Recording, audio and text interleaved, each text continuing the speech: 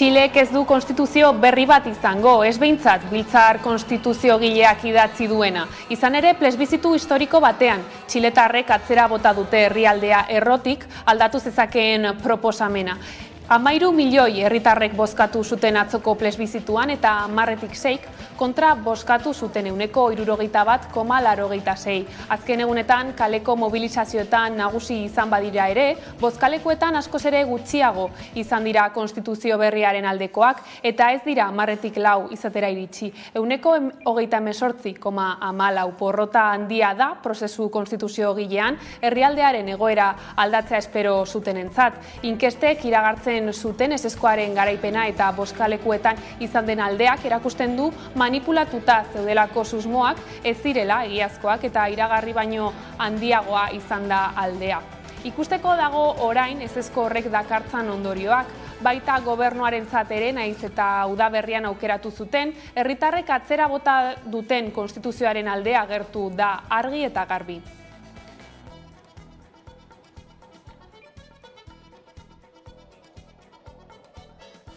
Izan den parte hartzerik handiena izan du plebizituak eta erabatekoa izan da emaitza. Txile 16 eskualdetan banatzen da eta guztietan gailendu dira konstituzio berriaren kontrakoak. Atzerriko botoetan soilik irabazi du konstituzio berriak. Gabriel Boric presidentearen arabera plebizituko emaitzak adostasun zabalago bat lortuko duen beste proposamen baten alde lanean astera behartzen ditu erakundeak eta iragarri du horretara jarriko dela gobernua. Llamo de corazón a toda la ciudadanía, independiente de la opción que cada uno haya tomado en el plebiscito de hoy, a abordar juntos y unidos la construcción del futuro. Nazioartean, Boris Johnson erresuma batuko lehen ministroaren ondorengoa izendatu dute Liz Truss atzerri ministroa. Alderdi kontserbadorearen afiliatuek euren lider berria aukeratzeko boza emateko epea bukatu da eta erresuma batuko gobernuburu berria izendatu dute gaur. Boris Johnsonek dimisioa eman ostean. Lehen ministro berriak testuinguru oso zailean hartuko du gobernuburu kargua, bihar Johnsonek ofizialki dimisioa ematen duenean. Inflazioa 10,1 dago eta espero da 3 puntu igoko dela urte amaierarako. Gainera, elektrizitate eta gaz merkatuen bulegoak iragan hilabetean jakinarazi zuen energia konpainiek etxebizitzei urtero kobratuko ahalko dieten gehieneko prezioa 80% igoko dela. Bizitzaren kostuaren krisiari aurre egiteko proposamenak izan dira ardatz bi hautagaien hauteskunde primarioen kanpainan. Inflazioa 10-tik gorakoa baita erresuma batuan eta adituek diotenez 18%koa izan daiteke datorren urtean. Hor Johnsonek aurreikusitako 19%tik 25%erako sozietateen gaineko zergaren igoera bertan utziko duela hitzeman du Trussek. Hala, agurtzeko hitzaldia eskainiko du Boris Johnsonek astearte honetan Downing Streeteko aurrealdean. Energia krisia izpide, gas enpresa errusiarrak ostiralean iragarri zuen erabat etengo zuela Alemania bitarteko Europarako gas jarioa. G7koen taldeak petrolio errusiarrari gehieneko prezio bat esartzea adostu ostean. Errusiak argudiatu du martxan zegoen gas geltoki bakarreko turbina batean, zegoen olio isuria zela eta moztu dutela gasa. Europak baina aitzakia faltsuak erabili izana leporatu dio Errusiari. Eztabaidaren erdian egoera zailtzen doa eta agintarien arabera aurretik ditugun hilabeteak ez dira errazak izango. Horren aurrean, Yolanda Díaz Espainiako gobernuko presidente ordeak oinarrizko elikagaien gainean prezio muga esartzea proposatu du. Ogia, esnea, arrautzak eta fruta bezalako produktuetan aplikatuko litzateke, besteak beste. Díazek esan du banatzaileekin eta kontsumitzaileekin akordio bat lortzeko lanean ari direla eta beraz, erabaki horrek Hego Euskal Herrian ere eragina izango du. Ostera, astelenarekin batera, pentsiodunen mugimenduak mobilizazioei ekin die berriro. Herri eta hirietan, hiriburuetan, Bilbon eta Iruñean egin dute gaur protesta eta hilaren 12an Donostian eta Gasteizen izango dira elkarretaratzeak. Aldiz urriaren 15ean Espainiako Kongresuaren aurrean egingo dute protesta. Jon Fano, Bizkaiko pentsiodunen mugimenduko kidea. Egingo duguna, amankomunean egingo dugu manifestazio hori, estatuko beste plataformakin. Gure helburua da, alde batetik erakustea zen motako jendea biltzen den, eta batez ere zeintzuk dira gure errebindikazioak. Sindikatuek aurreratu zuten jada udako oporraldia amaituta lan gatazkak areagotu egingo zirela eta beraz baita lan uzteak eta grebak ere. Izan ere inflazio tasa handiak eta langileen erosteko ahalmena ez galtzeko premiak nabarmen zaildu dituzte zenbait sektoreko lanitunak gaurkotzeko negoziazio horiek. Arabako metalgintzarena da horietako bat, hitzarmena berritzeko elkarrizketak ez atzera ez aurrera daude eta hori salatzeko ekoizpena eten eta kalerateratzeko deia egina diete ELA, LAF, Comisiones Obreras, USO, CGT eta SK sindikatuek langilei hilaren amaierarako.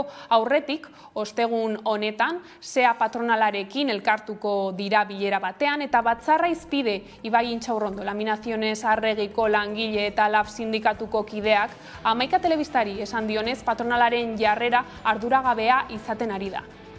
Hitzartuta zeuden bilerak bertan behera batzen. Hori dela eta, ekaineko grebaren ostean beste bilera bat egon bazen ere, SEAk ez du gehiagotan bildu nahi izan, jakinda ere, badaudela beste 3 egun greba dituta orain iraila. Eta intersindikalak osatzen dugu sindikatuen aburuz izan da, beste bilera bat jartzeko aukera. Hau da, gainera zen bi bilera eskatu gaben izten ere, bakarra jarri dute, agenda arazoak direla akudatuta. Baina dut uste duguna da, benetan jarrera arduragabea dela, inoren.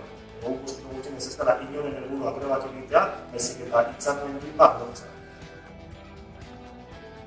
Bestaldetik, Espainiako espetxe erakundek jakinarazi dute 13 euskal preso Euskal Herriko kartzeletara mugituko dituztela datozen egunetan eta horiek guztiak Eusko Jaurlaritzaren eskumeneko espetxetara lekualdatuko dituztela. Erabakia publiko egin orduko sektore batzuen aldetik zarata egiteko aleginak izan dira egunotan eta gurean Agus Hernan, Foro Sozialeko koordinatzaileak heldu dio gaiari entzun.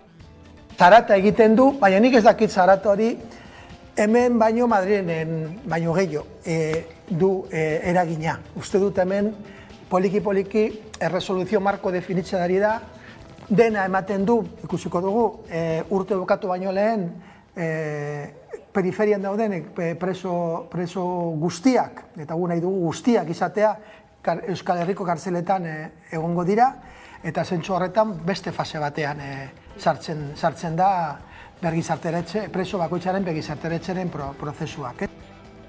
Eta kulturarloan, bueltan da telebista festivala, Arabako hiriburuan, gaurtik hasita hainbat telesaileko protagonistak Gasteizko printzipal antzokira hurbilduko dira euren sail berriak aurkeztera. Hala 14. edizioak betiko ohiturak berreskuratu ditu 2 urteren ondoren, eta David Alvarez festivaleko antolatzaileak azaldu digu aurtengo edizioak nobedadeak ere badakartzala. Aurten, Denderabako Fundazio Vital kulturonean proiekzioak egingo ditugu, AMC, 4 dokumentala proiektatuko ditu. Eta hau da, nik uste, nobedade printzipala. Gero ere printzipal antzokira bueltan gaude, amaierako galarekin. Eta lerroburuekin bukatzeko, kiroletan Bou Bizkaiak 7 segundu pasako aldea atera die Hondarribia eta Donostiarrari, eta datorren igandeko orezko txandako ur mugituetan erabaki beharko dute estropada Getariarekin batera. Emakumeetan Arraun Lagunak horiengandik 2 segundura geratu dira eta 3. Hondarribia izan da.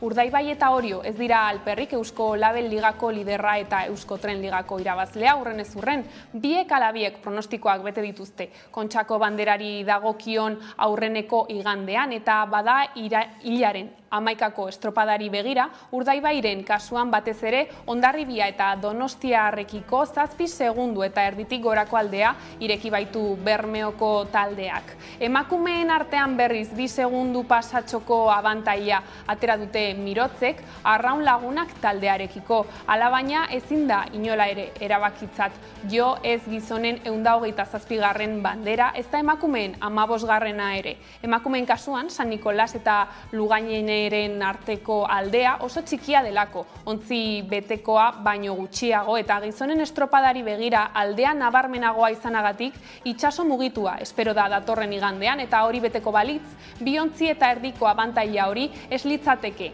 gainditu ezina izango.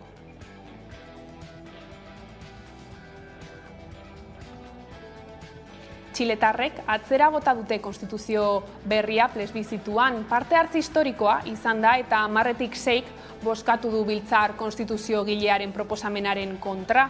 2020ko plebizituaren emaitzaren balioa azpimarratu dute konstituzio berri baten aldekoek.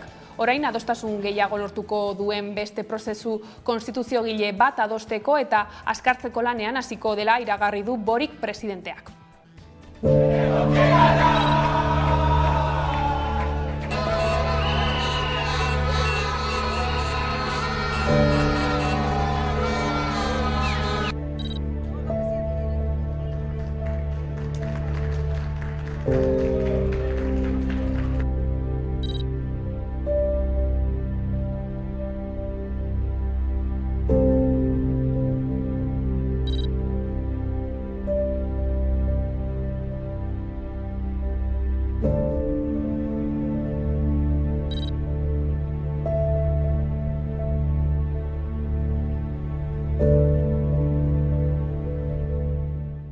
Llamo de corazón a toda la ciudadanía, independiente de la opción que cada uno haya tomado en el plebiscito de hoy, a abordar juntos y unidos la construcción del futuro.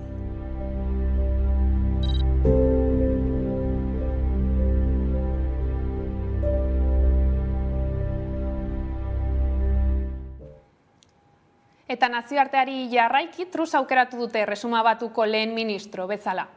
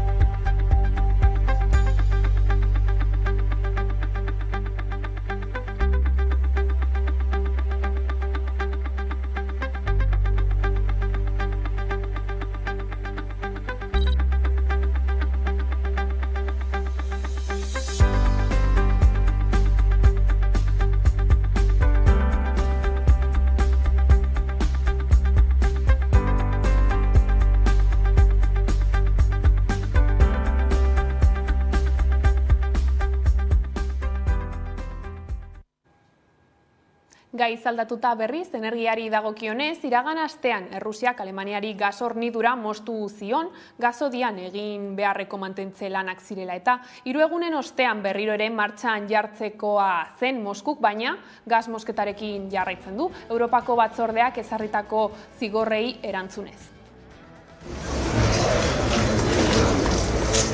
Gazprom gas konpainia errusiarrak irailaren 3 arte eten behar zuen Nord Stream gasbideak Alemaniari ematen dion gas hornidura. Dirudienez erabaki hori ponpak eta ekipo mantentze lanak egiteko beharraren ondorio zen, eta ondoren berriroren martxan behar zuen. Moskuk baina ostiralean iragarri zuen erabat etengo zuela Alemania bitarteko Europarako gas jarioa.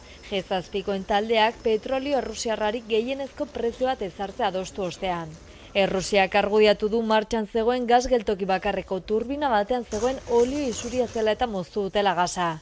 Europak baina aitzakia faltsuak erabilizana leporatu dio Errusiari. Lehendik ere gas emaria oso murriztuta zetorren Europara, ohiko hornikuntzaren 20% soilik betetzen ari zelako Gazprom, mendebaldearen zigorrek eragindako arazoak argudiatuta. Egoeraren aurrean argi eta garbi ikusi daiteke Europak Errusiako gasarekiko duen menpekotasuna. Orain Errusia gasa moztuta horretarako prestaturik gaude. Bada testuinguru honetan krisiari aurre egiteko xedearekin zenbait diru laguntza abian dira. Ipar Euskal Herrian urriaren 31 arte gasolentegietan handiagoa izango da erregai litroaren deskontua. 2 hilabetez 30 zentimokoa izango da laguntza. Hego Euskal Herrian berriz gasaren beza 21%tik 105% jaitsiko da urritik aurrera. Ildo horretan Yolanda Díaz Espainiako gobernuko presidente ordeak oinarrizko elikagaien gainean prezio muga ezartzeari proposatu du. Ogia, esnea, arrautzak eta fruta bezalako produktuetan aplikatuko litzateke besteak beste. Banatzaileekin eta kontsumitzaileekin akordioa lortzeko lanean ari dira Díazen esanetan. Oinarrizko produktuen saski bat zehaztu nahi da prezioak mugatuz. Hau Espainian soilik ez, Hego Euskal Herrian ere aplikatuko litzateke. Bien bitartean Arantxa Tapia EAEko ingurumen sailburuak energia itunba lortzaren alde egin du energiaren sektorea nola eraldatu aztertzeko eta energia berriztagarriak ekoitzi eta ezartzeko.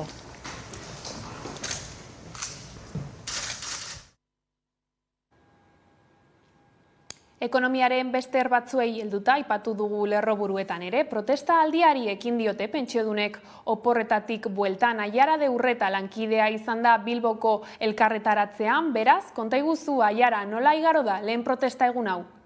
Hego Euskal Herriko hiriburuetan eta hainbat herritan elkarretaratzeak egin dituzte pentsiodunek. Udaren ostean bueltan dira pentsiodunak kalera eta azken 4 urte hauetan bezalaze astelehenero bilduko dira. Horrela ikasturte honetan egutegi zehatza zehaztu dute eta 2 data bereziki garrantzitsuak izango dituztela adierazi dute. Batetik urriaren 1, adinekoen nazioarteko eguna eta bestetik urriaren 15. Madrilen pentsio publiko eta duinen alde Espainiako estatuko gainerako pentsiunekin bilduko dira eta bertan pentsio publiko eta duinak aldarrikatuko dituzte.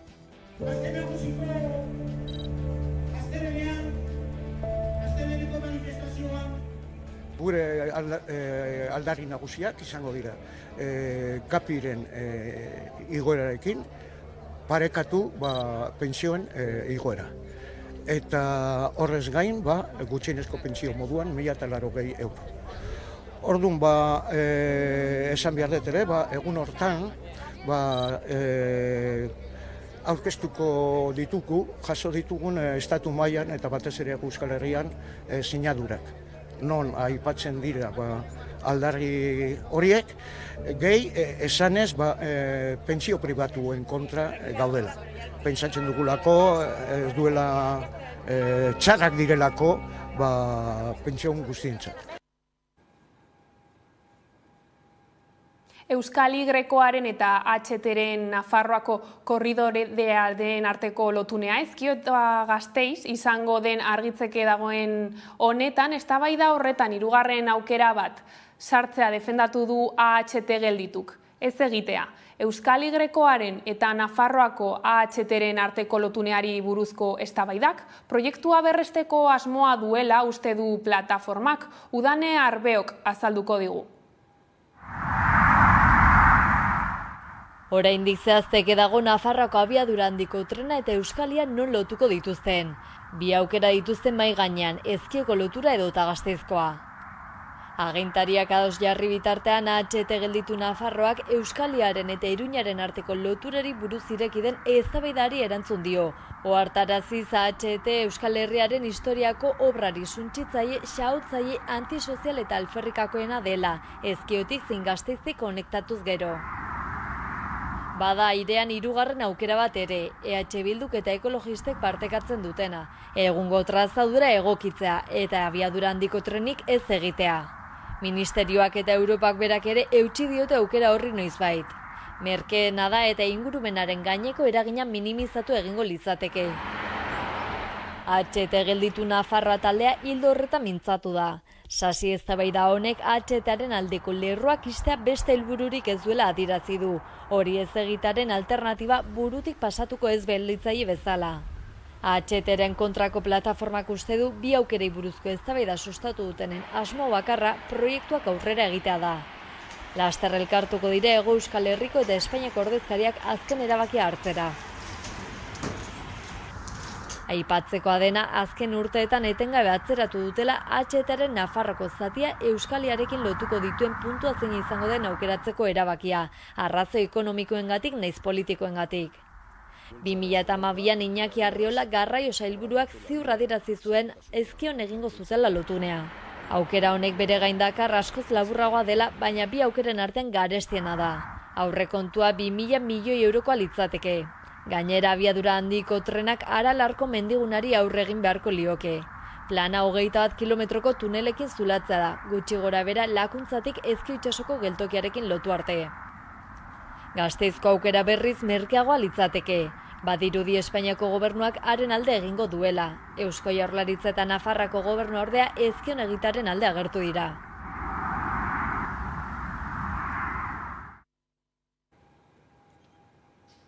Ordea, 100 lagun bildu dira larun bat honetan Altsasun ospa egunean parte hartzeko. Poliziarik ez langileon aurkako errepresioa gelditu izan da aurtengo leloa. Hala, polizia normalizatzeko kanpaina bat, abian dela uste dute antolatzaileek, eta horren erantzule alderdi politikoak direla salatu zuten. Poliziak paratutako isunak, etxegabetzeak eta jazarpena ere salatu zituzten. Ospa egunaren antolatzaileek haien aurkako jazarpena ere salatu zuten. Izan ere, Espainiako alderdi eskuindarrak polemika pizten saiatu dira azken egunotan, ekitaldia debekatzeko eskatu zuten PPek eta Voxek, eta Herenegun Ciudadanoseko 30 bat lagunek elkarretaratzea egin zuten Altsasuko kuartelaren atarian, eskerrik asko mezua zuen pankarta eskutan. Nafarroan UPNek gogor kritikatu zuen ospa eguna eta ura debekatzeko legea aldatzeko eskatu zuen, horrelakoak gorroto eta irain ekitaldiak direlakoan. Ipar Euskal Herriko ikasleak hasi dituzte klaseak jada eta gisa berean ikasturtea hasi dute Seaskako ikasleek. Hain zuzen ikasturteko erronkak, aipatzeko agerraldia egin dute goizean Ziburuko kaskarotenea ikastola berrian. Seaskako lehendakariak murgiltze ereduaren kontrako neurriak izan ditu gogoan. Aurtengoa beraz, azterketak euskaraz pasatzeko eskubidea lortzeko lanean segituko dutela argi utzi du. Hasteko irailaren 14an Ipar Euskal Herriko hauetsitako Frantziako hezkuntza ministroaren gabinetearekin bilkura izango dute Parisen. Itzordu hori garrantzitsua izango da, izan ere irailaren 14an azterketak euskaraz pasatzeko eskubidea defendatuko dute hauetsiteek eta Euskal Eskola Publikoko ordezkariek ere bai. Eta gaur bertan emango dio hasiera Gasteizek telebista festivalaren 14. edizioari. 2 urteren ondoren estreinaldiak printzipal antzokira bueltatuko dira, jardunaldi profesionalak berriz Europar Biltzar jauregian izango dira. David Alvarez jaialdiko antolatzailearekin izan da Hamaika telebistako Gasteizko lantaldea. Telebistako festivala urte luzez antolatu izan da Arabako hiriburuan. Hainbat telesaileko protagonista hurbildu dira Gasteizko printzipal antzokira euren zail berriak aurkeztera. Hala ere, 2 urte gogorrak bizi izan ditugu eta pandemiak izugarrizko eragina izan du kultura ekitaldietan.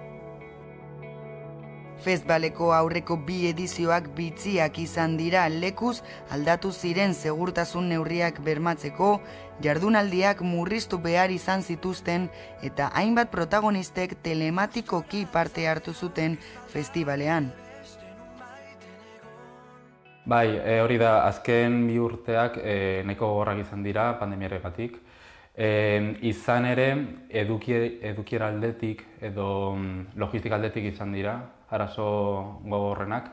Eta horretarako, proiektu gehienak Europa Biltzar jauregian egin genuen. Izan ere, iaz, iradirarenan egin genuen, Amaierako gala, eta horrela segurtasun distantzia mantendu genuen eta jende asko ezartu genuen. Egitarau zabala dute aurtengo ediziorako printzipal antzokira bueltatuko dira estrenaildi guztiak baita amaierako gala ere. Europar Biltzar Jauregian berriz profesbal jardunaldiak antolatuko dira eta aurten lehenengo aldiz Dendaraba ere izango da festivalaren beste eszenatoki bat. Vital Fundazioaren kulturunean astean zehar hainbat film proiektatuko dira. Fundazio Vital kulturunean proiekzioak egingo ditugu, AMC, 4 dokumentala proiektatuko ditu. Gero ere printzipal antzokira bueltan gaude, amaierako galarekin. Aurten profesional jardunaldiak ere izango ditugu. Hainbat mahai inguruak izango ditugu eta nik uste oso leku aproposa da harremanak eta networking sortzeko eta sinergiak sortzeko profesional lentzat. Larun batean, Iraia Kamara amaierako gala ospatuko da eta bertan hainbat sari entregatuko dira. Konstantino Romero saria, Joan Mainat saria eta beste batzuk. Gainera, ekitaldira hurbilduko dira telebistako pertsona ospetsuak. Printzipal antzokian egongo gara, Diego Losada da aurkezlea, Ilaski Serranorekin. Eta momentuz esan dezakegu Sandra Golpe eta Xavier Sarda Mainat saria jasoko dutela.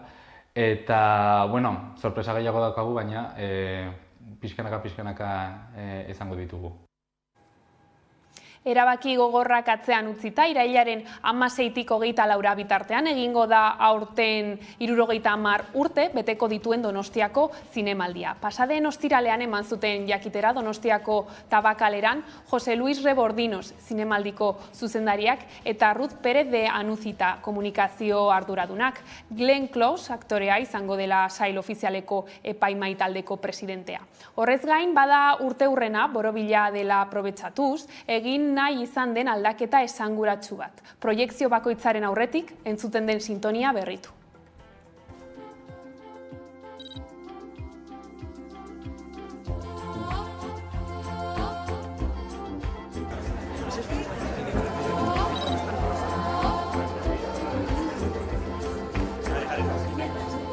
Por fin estamos muy contentos, después de 2 años, de volver a estar aquí, de poder anunciaros una edición normal, entre comillas, eso de normal. Uste dugu, zinema eskaintza polita dugula, ikuslentzako, kasetarientzako eta zinema industriak irentzako zinema betekada bat. Sarrerak, bai online, bai lehiatiletan erosiko ahalko dira. Berriz ere, sarrerak zenbakidunak izango dira.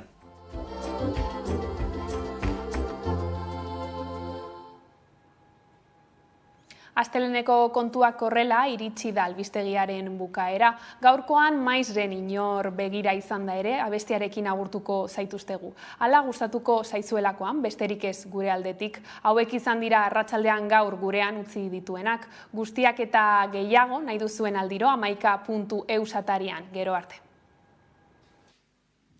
Inor begira izan da ere, berdin egin nahi nuke.